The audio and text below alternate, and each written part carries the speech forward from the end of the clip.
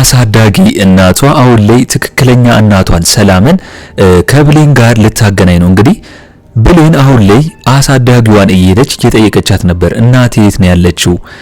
እውነት እናቴ በህይወት ካለች እንድታገናኝ እፈልጋለሁ እያለች እንግዲህ የብሌን አሳዳጊዋን እየጠየቀቻት ነበር። ስለዚህ እሷ ደግሞ እንግዲህ ለብሌን እናቷን ለማገናኘት እንግዲህ ከዚህ በፊት አረብ ሀገር ጥላት እንደሄደችና ከ10 ዓመት በኋላ እንደመጣች ይታወቃል።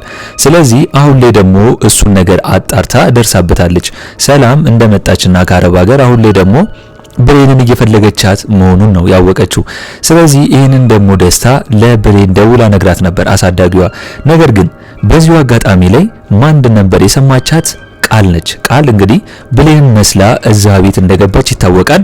ያንን ሀብት ንብረትም ደግሞ ለመውረስ ሰላምን እንግዲህ ገለው ከአቶ በኃይሉ ጋር አንድ ላይ ለመውረስ ነበር እቅዳቸው። ስለዚህ ያን ነገር በሰማችበት አጋጣሚ ብሌን ከዛ ወጥታ ወደ እናቷ ወደ አሳዳጊዋ እናት ጋር እንዳትሄድ ነው እንግዲህ በዛው ሰበብ አስባብ እያበዛች እዛው እንድትቆይ ያደረገቻት። ስለዚህ ቃል ይሄ ነገር ከተሰማባት አንደኛ እሷም ወንጀለኛ ነች። ሰላም ቃልን በወንጀለኛ ልትይዛት ትችላለች። ስለዚህ አመመኝ በማለት እንግዲህ ብሌን እዛ ቤት ውስጥ በሰራተኛ ስለገባች እንግዲህ እንዳትወጣ በማድረግ ነው አቶ በኃይሉ ደግሞ የቀጠረው ሰውዬ የብሌን አሳዳጊዋን እንዲገላት ያዘዘው። እንግዲህ ያንን ማይገላት ከሆነ የብሌን እናቷ ትክክለኛ እናቷ ሰላም እንደሆነችና ቤቷን የት እንደሆነ ስላወቀችው የበኃይሉ ስራ ይከሽፋል። ቃልም እዛ ቤት የገባችው ነገር በዚሁ ይጠናቀቃል ማለት ነው። ስለዚህ አቶ በኃይሉ ደግሞ ሰላም እውነተኛ ልጇን ብሌንን እንዳታቅ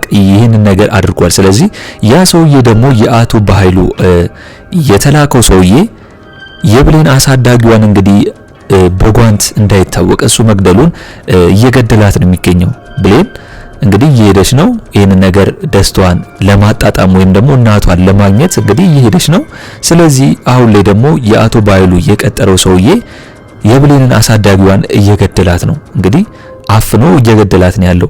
እንግዲህ በኔ በኩል የብሌን አሳዳጊዋ እናትየው መሞት የለባትም ብዬ ነው ማስበው። ምክንያቱም እሷ ከሞተች ብሌን እውነቷን አታቅም።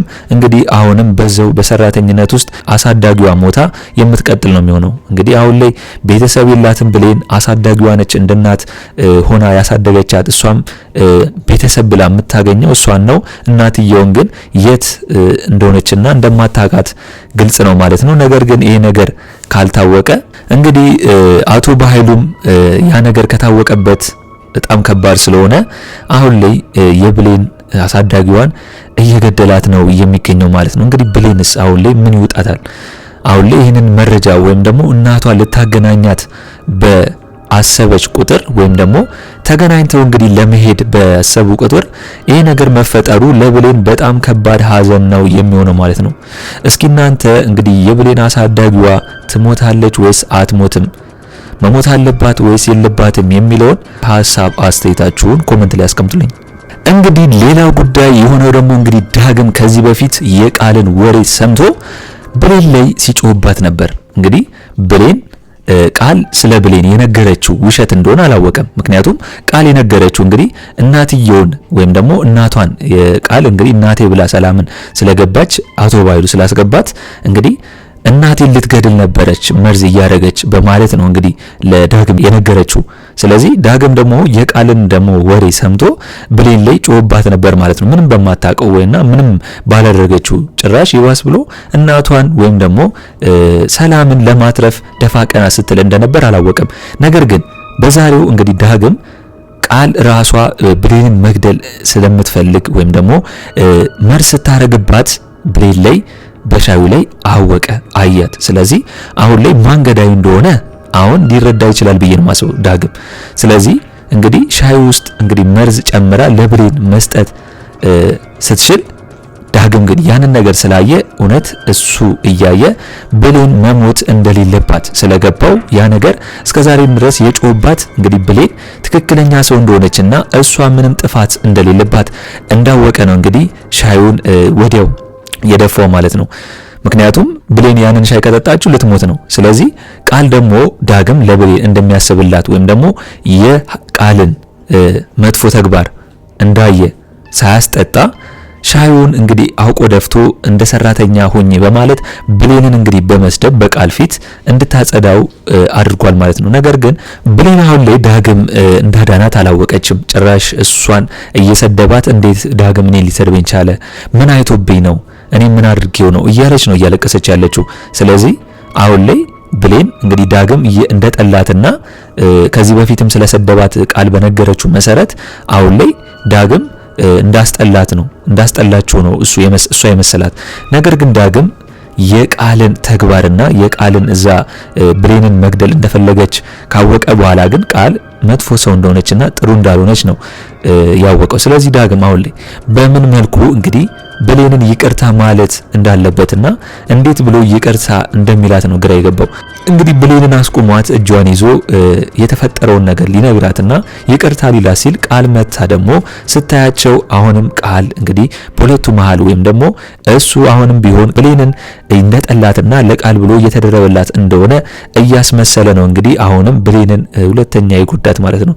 ስለዚህ ዳግም አሁን ላይ በራሱ መንገድ ያጣራል። ምክንያቱም ከዚህ በፊት በኃይሉና ቃል አንድ ላይ ሆነው ሰላምን ወይም ደግሞ ብሌንና ሰላም አንድ ላይ መገናኘት እንደሌለባቸውና ሁለቱ ከተገናኙ ጥሩ እንደማይሆን፣ ሁለተኛ ነገር ደግሞ ሀብት ንብረቱን ደግሞ ብሌን እውነተኛ ልጇ የሰላም ከሆነች እሷ ልትወርስ ስለምትችል ስለዚህ ቀድመሽ ወይ ሰላምን ግዳያት ወይም ደግሞ ብሌንን ብሎ ስለነገራት ይህንን ደግሞ ሚስጥር ሰምቶ ነበር። ስለዚህ ዳግም እንግዲህ አሁን ላይ በራሱ መንገድ ሊያጣራ ነው ማለት ነው። እንግዲህ እናትየው አሳዳጊዋ እንግዲህ ለብሌን ስደውልላት ትክክለኛ እናቷ እንደተገኘች ካወቀችና ስታወራ ከሰማች በኋላ ቃል ደግሞ ደንግጣ እንግዲህ ቦርሷን ሰብስባ ልትሄድ ነበር። ምክንያቱም ይሄ ነገር ከታወቀች እሷ ሌባና ከባድ ስራ ውስጥ ወንጀለኛ እንደሆነች ነው የሚነገረው። ስለዚህ ይሄን ነገር እንዳይታወቅባት ወዲያው ልትወጣ ስትል ነው እንግዲህ ለበኃይሉ ደውላ በኃይሉ ደግሞ አረጋግቷት ያንን ሰውዬ ሄዶ እንዲገድል ያዘዘው ማለት ነው። አሳዳጊዋን ከገደለ ምንም ሚስጥር አይወጣም፣ ሁሉም ነገር በሚስጥር ይቆያል ማለት ነው። ስለዚህ አሁን ላይ እንግዲህ አሳዳጊዋ ላይ ፈርዱባታል። መጀመሪያ ብሌንን አፍኖ ለመግደል ሞክሮ ነበር፣ ነገር ግን አልተሳካለትም። በፈጣሪ ቸርነት ብሌን ተርፋለች። ሁለተኛ ነገር ደግሞ አሁን ላይ አሳዳጊዋን እንግዲህ እየገደላት ነው ያለው። ስለዚህ አሁን ላይ ብሌን እውነቷ እንደተደፈነ ይቀራል ማለት ነው። ማንም አይነግራትም። አሁን አሳዳጊዋ ከሞተች ማን ይነግራታል? አሁን ደግሞ ዳጊ ከሷ አጠገብ እንዳይሆን ደግሞ ከዚህ በፊት ብሌን ዳጊ ሲያንቋሽሻትና ሰራተኛ ነሽ ገረድ ነሽ እያለ ሲሰድባት ስለነበር ዳጊ መቼም ቢሆን ለኔ አያስብልኝም ብላ ስለምታስብ እሱ እንኳን ቢያስብላትና ቢጨነቅላት አንድ ላይ ከሱ ጋር አትሆንም ብዬ ነው ማስበው። ስለዚህ የበኃይሉ ስራ እውነተኛ ይሳካል ወይስ አይሳካም? ሰውየው እውነትስ ያለውን ነገር ፈጽሞ ይጨርሳታል ወይስ አይጨርሳትም የሚለውን እስቲ ሁላችሁም በዚህ ጉዳይ ሀሳብ አስተያየታችሁን ኮሜንት ላይ አስቀምጡልኝ። እንግዲህ ቃል አሁን ላይ ዳጊ ከሷ ጋር የሆነ መስሏት ወይም ደግሞ ለሷ እየተደረበ ስለነበር በቃ ብሌንን እየተቆጣት ወይም ደግሞ እየሰደባት ከቃል ጋር ስለሆነ በጣም ደስ ብሏታል። ቃልም ገና ስታየው ነው ዳግምን ከሱ ጋር መሆን እንደፈለገች ያስታወቀባት ማለት ነው። ምክንያቱም እዛ ቤት እንደ ቅጥረኛ ነው የገባችው። የሰላምን ሀብት ንብረት በሷ ስም አንዴ በኃይሉ እስከሚያደርግላትና 75%ን በኃይሉ እንደሚወስድ 25%ን ለሷ እንደሚሰጣት ነው። ነገር ግን ቃል የገባችው በዚህ ብቻ አይደለም። እንኳን 75%ን እሱ ሊወስድ ቀርቶ ሙሉውን ራሱ ወደ ራሷ ካደረገላት በኋላ ዞር ብላ በኃይሉን እንደማታየው ነው እያወራችና እያሰበች ያለችው ማለት ነው።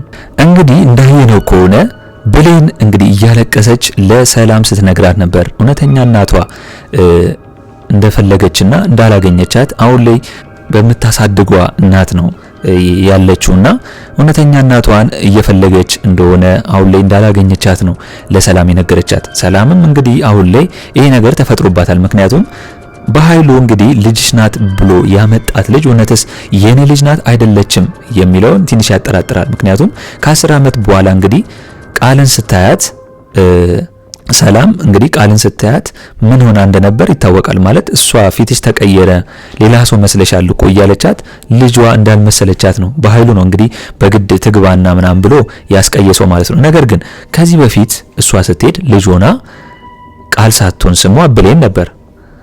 ብሌን ብላ ነው ለባህሉም ጠብቅልኝ አደራ ልጄን ብላ እንግዲህ አጎቷ ነው ለሱ ሰታ አደራ የሄደችው የነበረው። ነገር ግን እንዴት አሁን ላይ ስትመጣ ስሟ ተቀይሮ ቃል እንዴት ሆነ? ብሌን የነበረ ስሟ እንዴት ቃል ሆኖ ተቀየረ? እኔ እዚህ ጋር ግራ ገብቶኛል።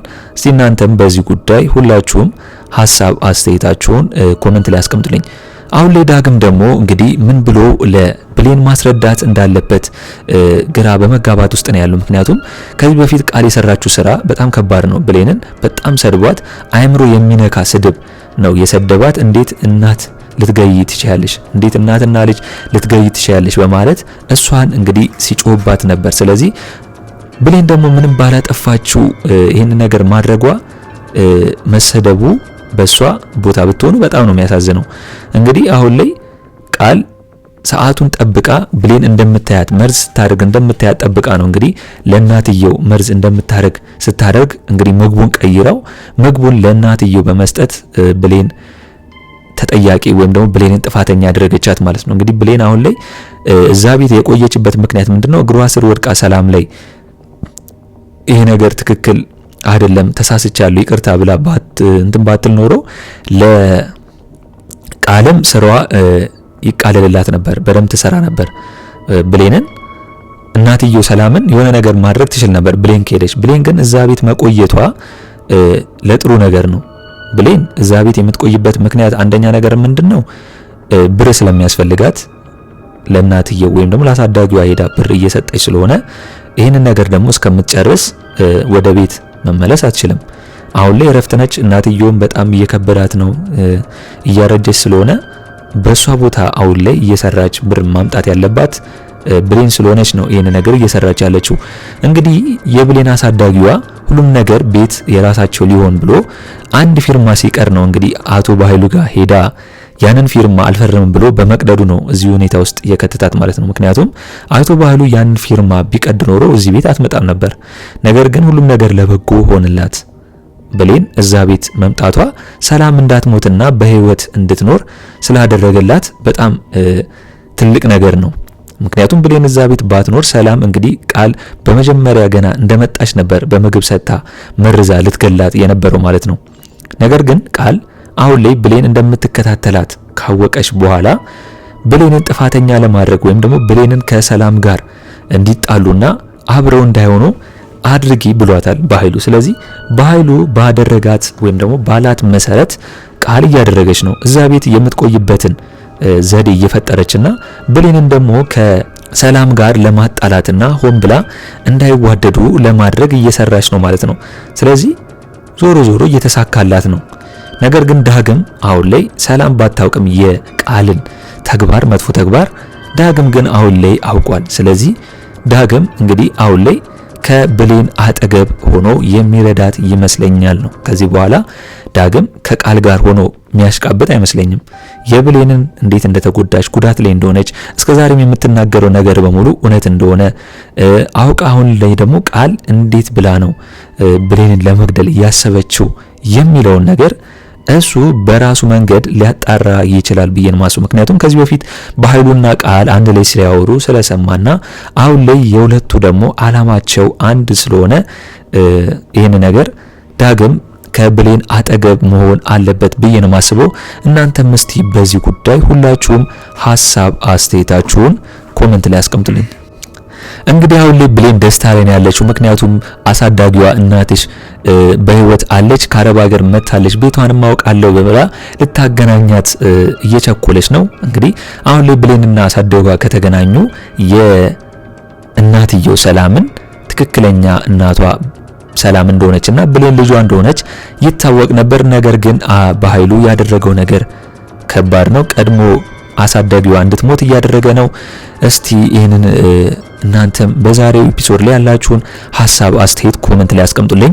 እንግዲህ የዛሬው አስተያየት ይሄንን ይመስል ነበር። በቀጣይ ክፍል እስከምንገናኝ ድረስ መልካም ቆይታ ይሁንላችሁ። ቻው ቻው።